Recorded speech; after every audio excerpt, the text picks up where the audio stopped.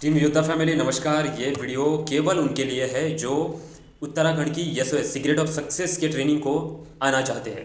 तो दोस्तों, मैं जो आज बताने जा रहा हूँ, मुझे लगता है कि अगर आप एसओएस के लिए आ रहे हो, मन में है कि मैं एसओएस के लिए जाऊँ, आपको लगता है कि इतनी बड़ी ट्रेनिंग मैं भी अटेंड करूँ, तो ये वीडियो और ये इंपॉर्टेंट बात केवल आपके लिए है। अपनी ज़िंदगी की केवल 2 मिनट इस वीडियो को जानने और सुनने के लिए आपको देने हैं। तो ये मैं क्या बताने जा रहा हूँ आपको, जैसे कि कल हमारी जूम मीटिंग हुई थी डॉक्टर संपूर्णा चौधरी सर के माध्यम से। तो उसमें भी बहुत सारे लोगों ने हमारे ज्वाइन किया था, बट नहीं ज्वाइन किया था तो उनके लिए भी है, और जिन्होंने ज्वाइन किया था उनके लिए भी है। जैसे कि हम सारे लोग वहाँ पर आना चाहते हैं, क्योंकि पता है कि एसओएस में जो भी बंदा एसओएस की ट्रेनिंग लेता है वो कभी रुकता नहीं और कभी कोई भी टारगेट छोड़ता नहीं। इतनी तगड़ी ताकत उस ट्रेनिंग में मिलती है। और AWPL के महान लीडर जिनके माध्यम से ट्रेनिंग को दिया जाता है, और जो ट्रेनिंग लेता है वो जाते वक्त एक अलग इंसान होता है, और वो ट्रेनिंग लेने के 4 दिन के बाद वो जब अपने रिटर्न घर में आता है तो उसके अंदर एक बहुत बड़ा बदलाव होता है। वो बदलाव अपने साथी बताएंगे, अपने फैमिली के रिश्तेदार के लोग बताएंगे कि कितना बड़ा बदलाव होता है। तो मैं क्या बताने जा रहा हूँ, जैसे कि हम में से कई बहुत सारे लोगों ने 2000 दे के ट्रेन का टिकट निकलवाया है, पर बहुत सारे लोगों का अभी फिर से मतलब डिसीजन नो हो रहा होगा, या किसी को लगता है कि ट्रेन का टिकट तो निकाल दिया, आगे के जो 6000 है वो मैं अवेलेबल नहीं कर सकता, मैं एडजस्ट नहीं कर सकता, अफोर्ड नहीं कर सकता। कई लोगों के पास मैंने बोला था, देने के लिए तैयार थे, राजी थे, पर नहीं दे पा रहे। रिश्तेदार में बोला था, तो इसके चलते और एक बात है कि वहाँ पे बारिश है, ऐसी बहुत सारे परेशानियाँ मन में घर करके बैठी है। इसकी वजह से हम में से अगर कोई भी व्यक्ति अगर एसओएस में आने के लिए अगर नो बोल रहा है, तो मैं एक बात जरूर बताना चाहूँगा जो इंपॉर्टेंट बात है। ये बात क्या है, अगर पैसा नहीं है इसके लिए अगर हम रुक रहे हैं, अगर वहाँ पे बारिश लग रहा है, ये बात अगर बारिश तो लगी नहीं रही, वहाँ पे नॉर्मल बारिश है जैसे कि हमारे यहाँ है वैसे ही नॉर्मल बारिश, और उसमें ऐसा कोई डरने वाली बात नहीं है। तो मुझे लगता है कि बारिश की वजह से या फैमिली कोई ना होने की वजह से या कोई प्रॉब्लम होने की वजह से अगर हम इतनी तगड़ी ट्रेनिंग को मिस कर रहे हैं, तो मुझे लगता है कि बहुत कुछ मिस कर रहे हैं। तो मैं दोस्तों बताना चाहूँगा कि पैसे की वजह से या बारिश की वजह से या टाइम ना मिलने की वजह से फैमिली का कोई इशू हो, इसके वजह से अगर आप नो बोल रहे हैं तो प्लीज़ नो मत बोलो।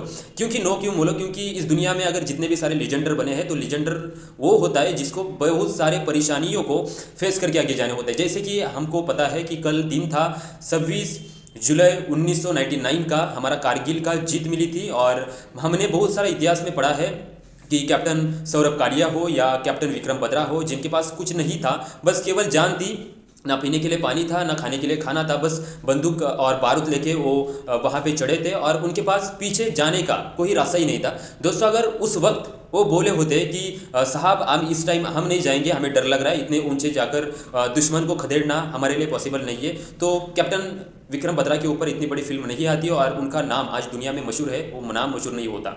बहुत सारे लोग हैं जो कोई ना कोई तो प्रॉब्लम होने की वजह से कोई जल्दी डिसीजन लेते हैं, नो मैं नहीं जा सकता, मैं नहीं कर सकता, मुझसे नहीं हो पाएगा। तो लीजेंडर वो कभी नहीं बनता, जिंदगी में कभी बनेगा भी नहीं। वही बनेगा लीजेंडर जो कठिन से कठिन सिचुएशन में भी डिसीजन लेता है कि यस मैं कर सकता हूँ। जैसे कि छत्रपति शिवाजी महाराज और अफजल खान की हमें स्टोरी मालूम है।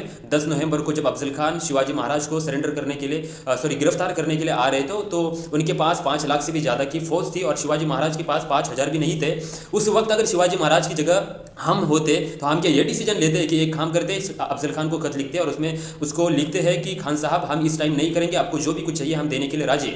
शिवाजी महाराज लीजेंडर देना, इसके वजह से उन्होंने ये नहीं किया, उन्होंने ये किया कि अगर अफजल खान के 5 लाख से नहीं किया और हमारे 5000 है, तो ऐसा कोई काम किया जाए जिससे अफजल खान के 5 लाख जवानों को, सैनिकों को मारा जाए।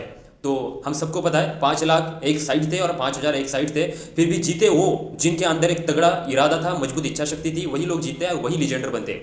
संभाजी महाराज को अफजल खान ने जब गिरफ्तार किया था, तो अफजल खान औरंगजेब बोल रहा था कि माफ़ी मांग लो और हो जाओ हमारे साम्राज्य का, पर अफजल खान औरंगजेब को इतना सारा बोलने के बाद, बहुत सारे पीड़ा देने के बाद भी शूरवीर संभाजी राजे हटे नहीं। वो केवल और केवल स्वराज्य के लिए जीते रहे, उनके नाखून काटे गए, उनको बहुत घायल किया गया, फिर भी डटे रहे अपने स्वराज्य के लिए। लीजेंडर वो बनते हैं जो डिसीजन लेते हैं कि मैं कर सकता हूँ। हम सबके कोई हमारे घर में कोई बीमार हो तो इसकी वजह से हम नहीं आ रहे, कोई ना कोई तो रास्ता दोस्तों निकलता है। आप एडजस्ट करो, भगवान ऊपर वाला आपके हेल्प के लिए तैयार है, बस आपको देख रहा है कि आप क्या डिसीजन ले रहे हो, यस या नो।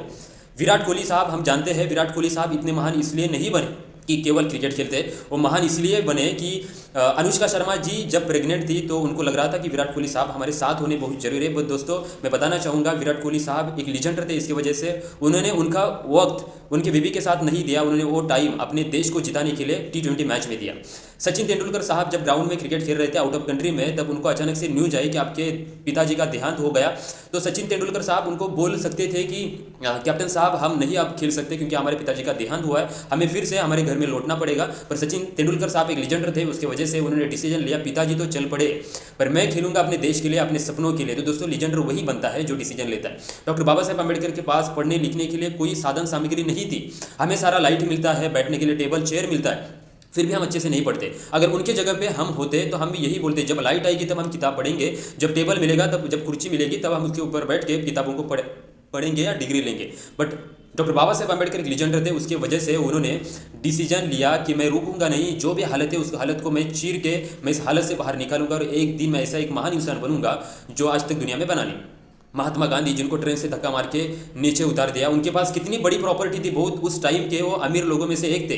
रहने उन जैसे कि हम उनको देखते हो हमें लगता है कि उनके पैर में चप्पल नहीं ठीक से थी, ना हाथ में काठी ठीक सी थी, ना कपड़े पहनने के लिए शायद ऐसे लगता है कि गरीब लोग थे।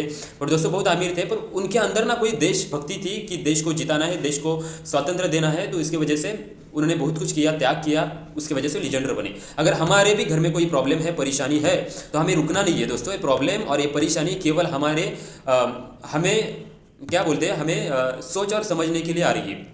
अगर गलती से भी उस सिचुएशन में अगर कोई रास्ता निकल रहा है फिर भी हम डिसीजन नो ले रहे, तो दोस्तों जैसी जिंदगी है ना वैसी काटनी पड़ेगी। अगर आपने 2000 का टिकट निकलवाया है तो मैं आपको बोल रहा हूँ, आपको 6000 नहीं अवेलेबल हो रहे, किसी के पास मांगो, दुनिया में इतने सारे लोग हैं।